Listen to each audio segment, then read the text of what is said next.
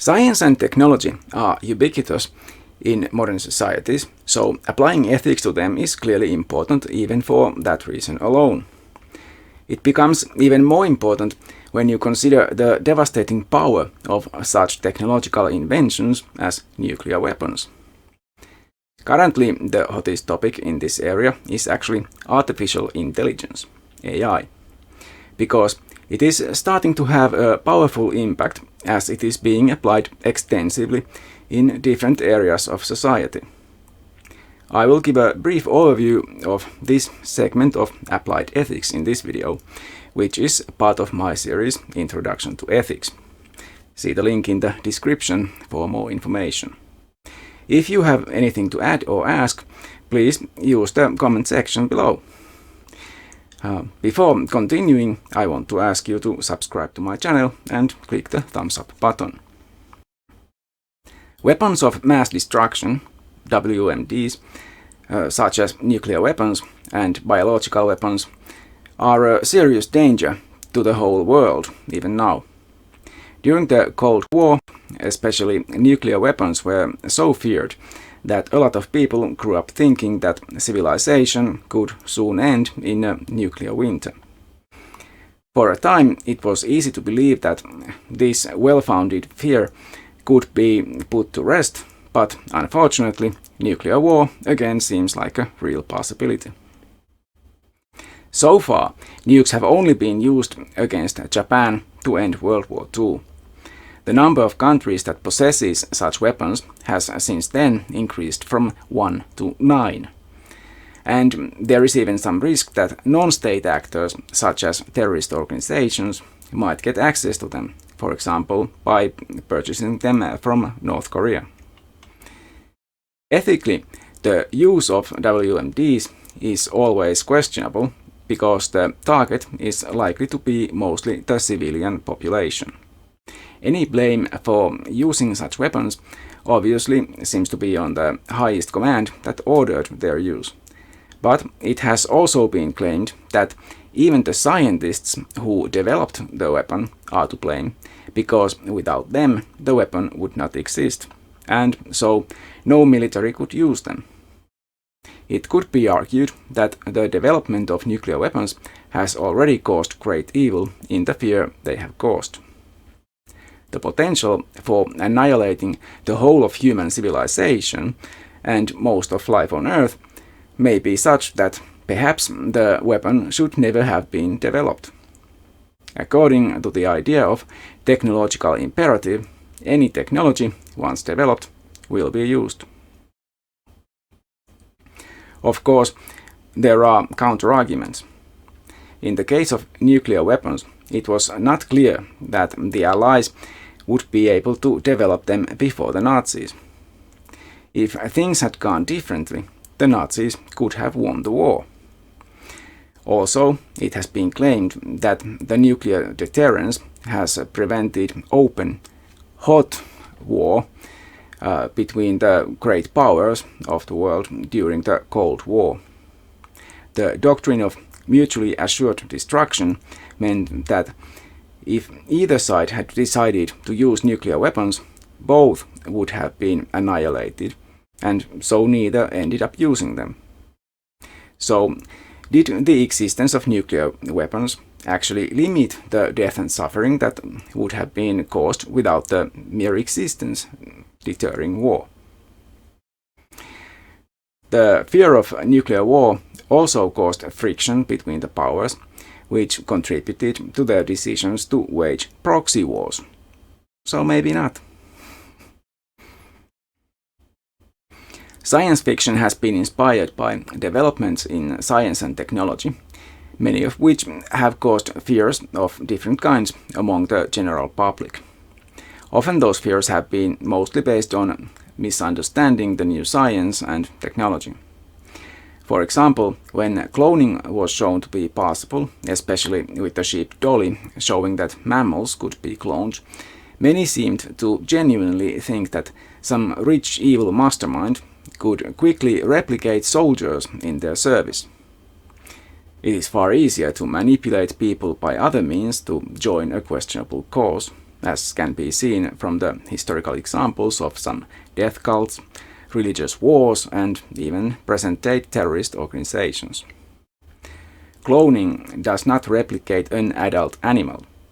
It only enables a genetic couple, like a twin, to be born. It still takes the normal time for it to grow to adulthood, with all the environmental influences taking place. But while this is not the way to create duplicates of loyal soldiers for one's immediate military needs, it doesn't mean such genetic technology could not otherwise be misused. As seen in sci-fi movies already, it might be possible for the rich to have genetic clones of themselves grown in order to function as sources of reserve organs, because their bodies would not probably reject such organ donations. That would be problematic, but it may be more likely that individual organs will be grown instead of a whole clone. Tampering with the genes of fetuses in order to make choices about one's offspring seems a more realistic ethical problem. One aspect of this problem that existed already before genetic screening is that boys are so much preferred over girls that fetuses that would develop into girls are much more likely to be aborted. With genetic tech, it may be possible to simply choose to have a son instead of a daughter. Other traits could also be selected for, such as the color of their eyes, possibly their aptitudes for athletics or mathematics as well, at least at some point. Is this acceptable? What will the societal consequences be? In general, any technology can be misused, and technologies can end up causing harm that wasn't even imagined by the developers. The attitudes toward technological development are sometimes seen as either utopian, where the future is seen as greatly improved by the application of new technology, or dystopian, where the future is seen as hopeless and bleak because of the use of new technology. Sci-fi often falls into one of these categories as well. In philosophy, Marxists were fairly utopian in thinking that technology would set man free and create a worker's paradise. This may seem odd because earlier in the 19th century, the Luddites had famously resisted the new cloth manufacturing technologies because they saw the machines as taking away the jobs of the working class. Seeing things in stark contrasts, like being either utopic or dystopic, is a bit simplistic. In fact, it may be a false dichotomy, which is a logical fallacy. Things in the real world tend to be more nuanced and complicated, so it's better to avoid overly simplifying things and instead see all the complex sides of the issue. In our time, computerized self-checkout stations used in shops are thought by some to be taking the jobs of humans who would otherwise be needed for the work. The store owners argue that the machines save money, making it possible to reduce prices, although I don't think we've seen that happening. It can also be argued that the existence of the machines frees the employees to do other work that can't be automated, which may be far more pleasant than sitting at the checkout. Or in the US, apparently standing, which makes no sense. Taking verbal abuse from bad customers and so on. Many customers prefer to have the option to use self-checkout because it is faster, while some prefer human interaction. Importantly, machines could free us from pointless, inhuman work, and at best, all necessary work, if we just collectively decided to use technology for this purpose. But this cannot be achieved just by technological development. Social change requires much more than that. The change has to be just and fair, ethical, including the adoption of some form of universal basic income, UBI. The problem is that we are not even headed in that direction, and so displacement of jobs by technological advances like AI is creating problems for individuals who find themselves unemployed and so in this unjust world without a source of income. Previously, technological advances have mostly affected the less educated, manual laborers, as education has enabled one to have a new job elsewhere. Recently, artificial intelligence has been more and more widely implemented. According to Tomi Kokkonen, there is no good definition for AI, but it refers to any computer program that is able to perform tasks that a human would need intelligence to perform. As a result, AI is now threatening many people with jobs that used to be thought of as necessarily requiring human creativity, vision, and understanding. Now it seems that AI is being used to replace the creative class specifically, as advertising companies no longer need to hire artists, for example. They can just ask an AI to create an image, and in many cases the image will be generated instantaneously and extremely skillfully. Similarly, any text required can be generated without professional writers or other knowledge workers being paid. The profits are all kept in the company, increasing shareholder wealth. All this exacerbates economic inequalities, of course. Some, of course, argue that all this technological change actually results in more jobs being created. But even in the best scenario, this means changing jobs and job requirements, which means a lot of retraining of old workers.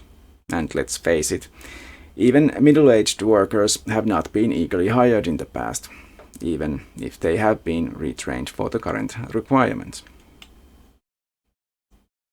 You probably know algorithms through social media and other services making recommendations for you. An algorithm in general is a series of instructions, but in this context it refers to a method of machine learning. The computer program tries to learn what you like to watch on YouTube, for example, in order to give you recommendations for videos to watch, so that you stay on the platform where you can be shown ads for things you might end up buying. Those ads are run by other systems also based on learning. While the idea of a service giving you recommendations sounds useful, it has a dark side. More and more of the information you receive may begin to be alike, narrowing your perception of reality. This can create a so-called social media bubble. Social media platforms function like the recommendation systems, showing you more and more of the kind of content you seem to want to see. You are likely to engage more with like-minded people and remove perceived enemies from your social media contacts. This can lead you down a rabbit hole of conspiracy thinking and other crazy ideas without you even realizing it. Your whole worldview can become completely out of touch with reality. To avoid this, you should make sure you expose your mind to good quality information from various sources. It may also be a good idea to learn several languages in order to access information in those languages. That is one of the reasons I like learning new languages myself. I mostly do so by using an app on my phone, but if you can go to actual language classes, that would be even better. Besides sort of automatically causing information bubbles, the way social media works also makes it useful as a tool for spreading misinformation and disinformation, and even manipulating the opinions of the masses. These methods can be used by businesses against each other, but they are also used by the likes of Vladimir Putin against the whole of the democratic West. sowing discord among people to create division by amplifying nationalist and anti-immigrant attitudes, for example, make the US and EU weak, which is in Putin's interests. Putin's regime has been able to interfere with elections in the US and EU using social media platforms. Donald Trump has also been able to utilize social media to the detriment of the whole world. Political instability caused by such hostile actors can be a real threat even to the survival of human civilization. It is even possible to create very realistic fake videos these days, known as deep fakes. For example, a video can be made where a politician apparently says and does things that make them look bad. The mere existence of technology able to make fakes of this level of sophistication already has the effect of creating doubt and mistrust. It is good to have a healthy amount of skepticism toward anything you see or hear, but we may be approaching a point where it is difficult to believe anything. Even good quality news sources occasionally make mistakes in reporting or fail to recognize a fake, and by the time they issue a correction, the bad information has already done some damage. Clearly, steps have to be taken by both individuals and societies to address these issues. Facial recognition is one of the things AI is being used for. It can help find a missing person or a criminal by going through a huge amount of surveillance video footage, for example. The problem is that it can also be used by oppressive governments to identify citizens in anti-government demonstrations, or even to practice extensive routine surveillance of its citizens to enforce certain kinds of behavior and to repress minorities, like China does. AIs learn to identify people or other things like skin cancers because they have been trained to do so by using some material like photographs. Unfortunately, this material may already have built-in biases in it. Apparently, they misidentify black people far more than white people because they have been mostly trained on images of white people. The AIs looking for skin cancer also perform poorly on black people for the same reason. In both cases, mistakes can have serious consequences, for example, leading to a false arrest or a failure to diagnose cancer. In other cases, it can lead to inflated insurance premiums for people living in predominantly minority neighborhoods. When used in hiring, the same danger of essentially racist results exists, although I'm sure an AI could be built in order to prevent human racism from affecting hiring decisions. AI can also replace bureaucracy, making things like processing applications for social benefits much faster than humans could ever do. The problem with biases in machine learning is that AIs of this type are typically developed as a black box, where no one knows what the actual algorithm is. The developers can see the input and the output, but have no idea what goes on inside the so-called black box. To be used in a public service like medicine, AIs need to be built with transparency so that biases can be identified and fixed with minimal harm to people being caused. How most people have come to know about AI is probably through generative AI used in images of so-called AI art and more recently even videos, chat applications and AI music. AIs creating text can be used to attempt cheating in school, which is a problem on its own, but they can also be used to generate text to be used in business or even literature. One problem with this is that this kind of AI actually has no consciousness, and so it doesn't really understand the output it gives. It can generate a lot of nonsensical text as replies in a chat with a user, and if the claims in that text are not checked, a lot of falsehoods can be disseminated unintentionally. The way AIs generate text has been compared to mansplaining because of the apparent confidence with which both AIs and some men make their assertions, without those assertions being even close to the truth. Another problem caused by the way AI is trained has to do with privacy and copyrights. The material collected and used for the training is not owned by the company training the AI. Facebook, for example, seems to be collecting data from users for this purpose. Perhaps more importantly, the works of artists are used for training without any compensation for the artists. Even the voices of famous actors are being used without consent.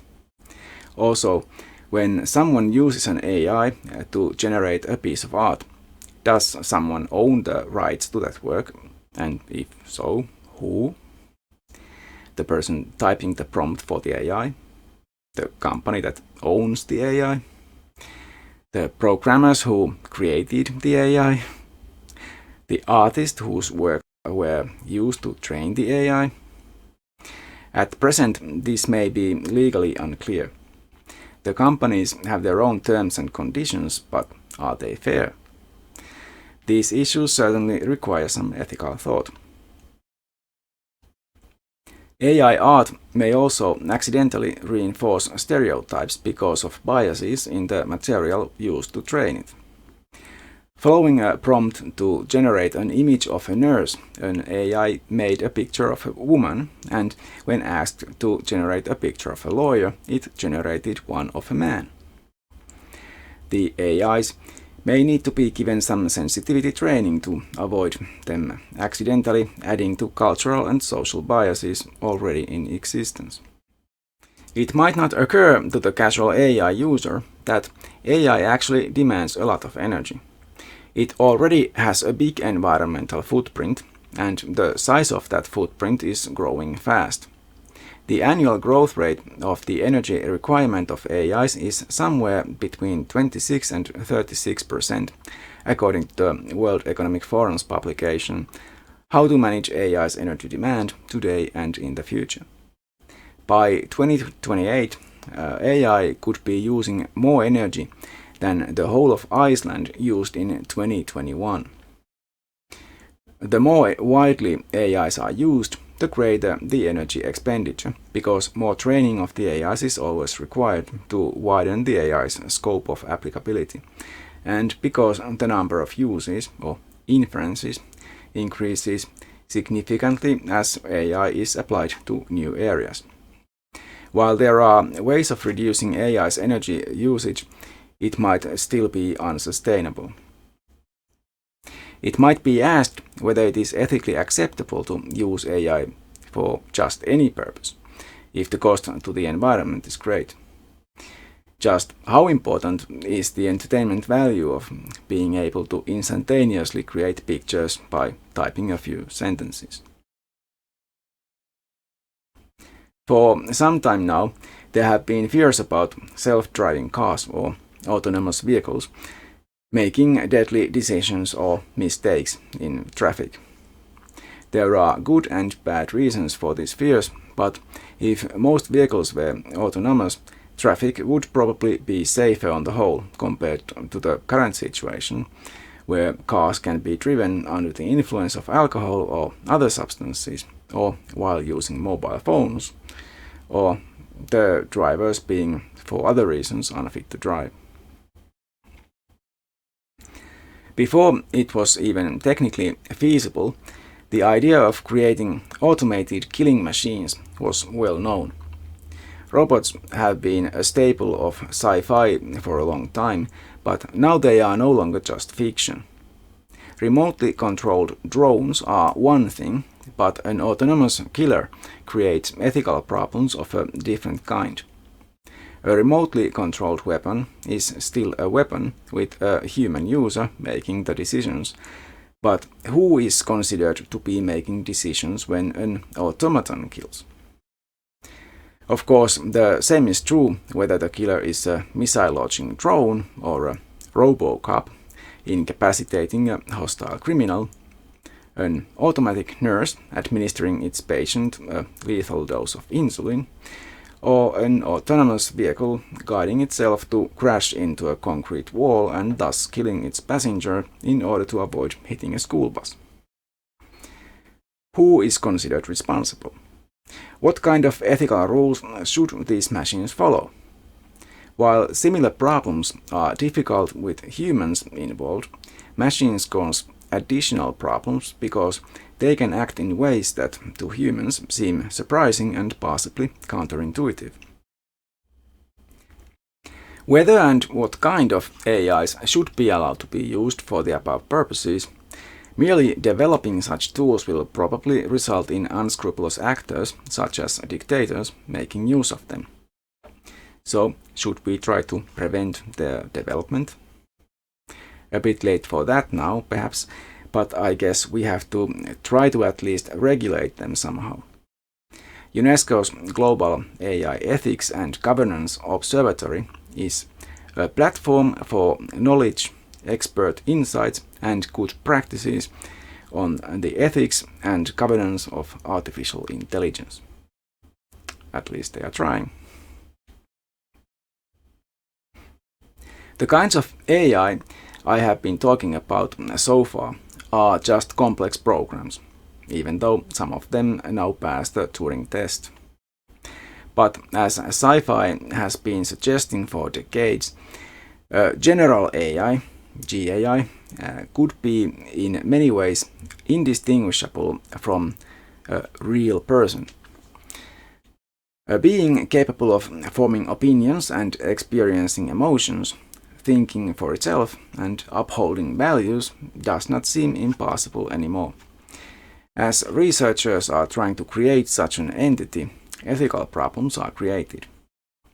At some point, GAI may be comparable to primates in its cognitive and emotional abilities.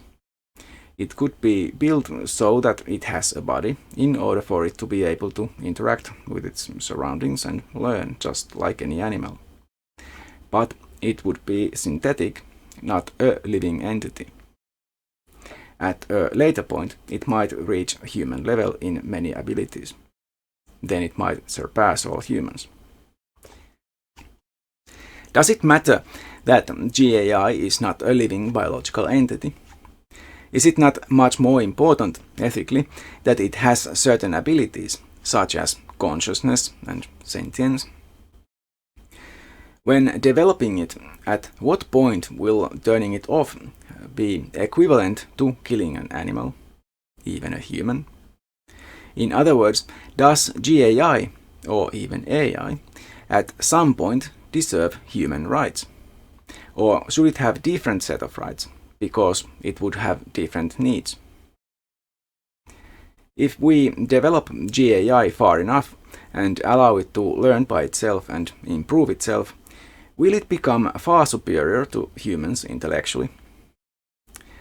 What will the consequences of that be? Will humans begin to worship it as a god? Will it seek to eliminate mankind because we endanger the existence of life on Earth? Will it be right in doing so? Are there any other reasons why it might be wrong to even try to develop GAI? Comments below. This has been my short intro to science, technology, and AI ethics. I'll put some links in the description below and hope to see you back on my channel soon. Bye! If you wish to support my channel, please click thumbs up, subscribe, and share my videos. Any comments on the videos would also be welcome.